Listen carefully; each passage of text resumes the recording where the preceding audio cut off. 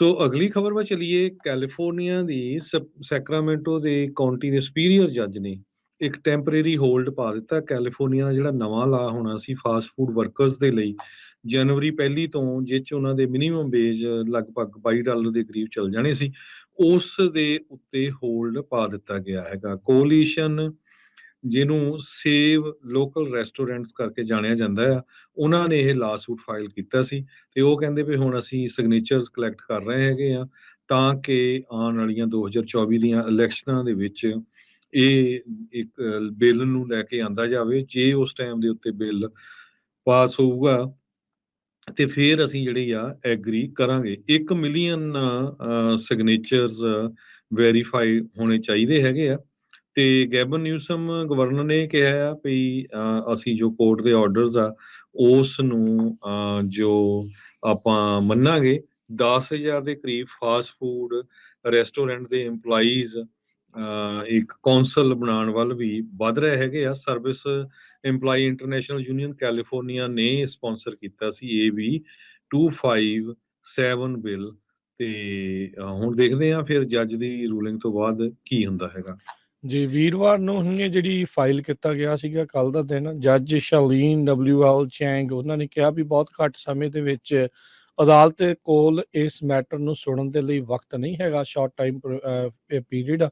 ਸੋ ਇਸ ਲਈ temporary ਰਿਸਟ੍ਰੇਨਿੰਗ order ਜਿਹੜਾ ਆ ਉਹ ਇਸ਼ੂ ਇਸ ਦੇ ਉਲਟ ਕਰ ਦਿੱਤਾ ਗਿਆ। ਫਾਸਟ ਰਿਕਵਰੀ ਐਕਟ ਇਸ ਨੂੰ ਆਖਿਆ ਜਾਂਦਾ ਆ, AB 257, ਜਿਸ ਨੂੰ ਲੇਬਰ ਡੇ ਵਾਲੇ ਦਿਨ ਹੀ ਗਵਰਨਰ ਨਿਊਸਮ ਨੇ ਸਾਈਨ ਜਿਹੜਾ ਉਹ ਕੀਤਾ ਸੀਗਾ। ਉੱਦਾਂ ਇਸ ਦੀ ਹੀਅਰਿੰਗ ਇੱਕ ਹੋਰ ਅਦਾਲਤ ਵਿੱਚ 13 ਜਨਵਰੀ ਨੂੰ ਵੀ ਜਿਹੜੀ ਉਹ ਰੱਖੀ ਗਈ ਸੀਗੀ। ਹੁਣ 25 ਜਨਵਰੀ ਤੱਕ ਹਰਜੋਤ ਸਿੰਘ ਜੀ ਜਿਹੜੇ ਰੈਂਡਮ ਸੈਂਪਲ ਆ ਵੈਰੀਫਿਕੇਸ਼ਨ ਦਾ, ਉਹ ਇਲੈਕਸ਼ਨ ਦੇ ਅਥਾਰਟੀਜ਼ ਆ ਉਹਨਾਂ ਦੇ ਕੋਲ ਹੋਵੇਗਾ ਵਕਤ ਦੇਖਣ ਦੇ ਲਈ।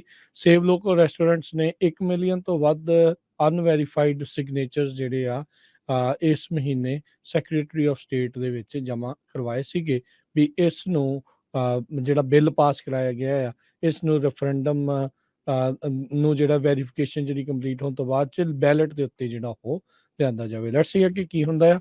10,000 ਫਾਸਟ ਫੂਡ ਰੈਸਟੋਰੈਂਟ EMPLOYEES ਜਿਹੜੇ ਇਸ ਕਾਨੂੰਨ ਦੇ ਵਿੱਚ ਸੀਗਾ ਵੀ ਉਹਨਾਂ ਦੇ ਸਿਗਨੇਚਰਸ ਇਸ ਦੇ ਵਿੱਚ ਚਾਹੀਦੇ ਸੀਗੇ ਜਦੋਂ ਇਹ ਲਾਅ ਇਫੈਕਟ ਦੇ ਵਿੱਚ ਆਉਣਾ ਸੀ, ਪਰ ਹੁਣ ਉਸ ਦੇ ਉੱਤੇ ਰੋਕ ਲੱਗ ਗਈ ਆ।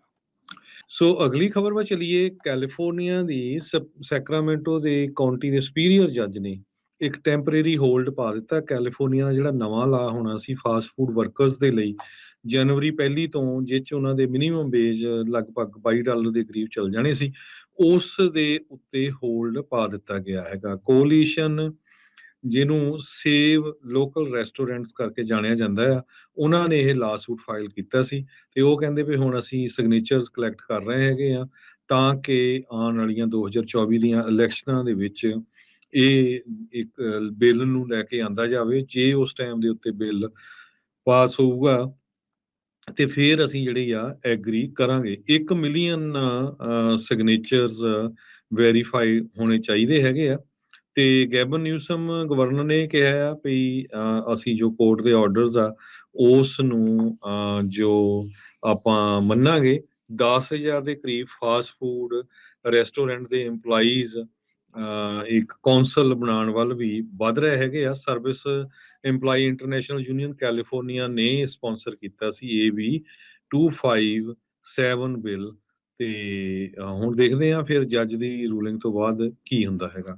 ਜੀ, ਵੀਰਵਾਰ ਨੂੰ ਹੀ ਇਹ ਜਿਹੜੀ ਫਾਈਲ ਕੀਤਾ ਗਿਆ ਸੀਗਾ ਕੱਲ ਦਾ ਦਿਨ, ਜੱਜ ਸ਼ਾਲੀਨ WL ਚੈਂਗ ਉਹਨਾਂ ਨੇ ਕਿਹਾ ਵੀ ਬਹੁਤ ਘੱਟ ਸਮੇਂ ਦੇ ਵਿੱਚ ਅਦਾਲਤ ਕੋਲ ਇਸ ਮੈਟਰ ਨੂੰ ਸੁਣਨ ਦੇ ਲਈ ਵਕਤ ਨਹੀਂ ਹੈਗਾ, ਸ਼ਾਰਟ ਟਾਈਮ ਪੀਰੀਅਡ ਆ।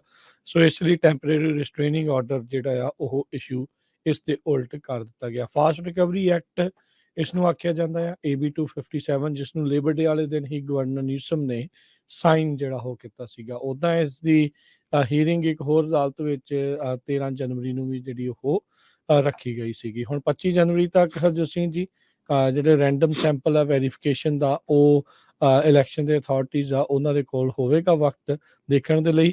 ਸੇਵ ਲੋਕਲ ਰੈਸਟੋਰੈਂਟਸ ਨੇ 1 ਮਿਲੀਅਨ ਤੋਂ ਵੱਧ ਅਨਵੈਰੀਫਾਈਡ ਸਿਗਨੇਚਰਸ ਜਿਹੜੇ ਆ ਇਸ ਮਹੀਨੇ ਸੈਕਟਰੀ ਆਫ ਸਟੇਟ ਦੇ ਵਿੱਚ ਜਮ੍ਹਾਂ ਕਰਵਾਏ ਸੀਗੇ ਵੀ ਇਸ ਨੂੰ ਜਿਹੜਾ ਬਿੱਲ ਪਾਸ ਕਰਾਇਆ ਗਿਆ ਆ, ਇਸ ਨੂੰ ਰੈਫਰੈਂਡਮ ਨੂੰ ਜਿਹੜਾ ਵੈਰੀਫਿਕੇਸ਼ਨ ਜਿਹੜੀ ਕੰਪਲੀਟ ਹੋਣ ਤੋਂ ਬਾਅਦ ਚ ਬੈਲਟ ਦੇ ਉੱਤੇ ਜਿਹੜਾ ਉਹ ਲਿਆਂਦਾ ਜਾਵੇ। ਲੈਟਸ ਸੀ ਕਿ ਕੀ ਹੁੰਦਾ ਆ।